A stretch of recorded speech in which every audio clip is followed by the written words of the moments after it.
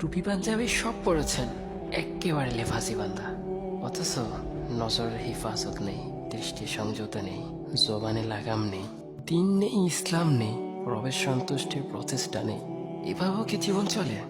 হ্যাঁ, চলছে তো। বেশ আরামেই তো কাটছে আপনার দিনকাল।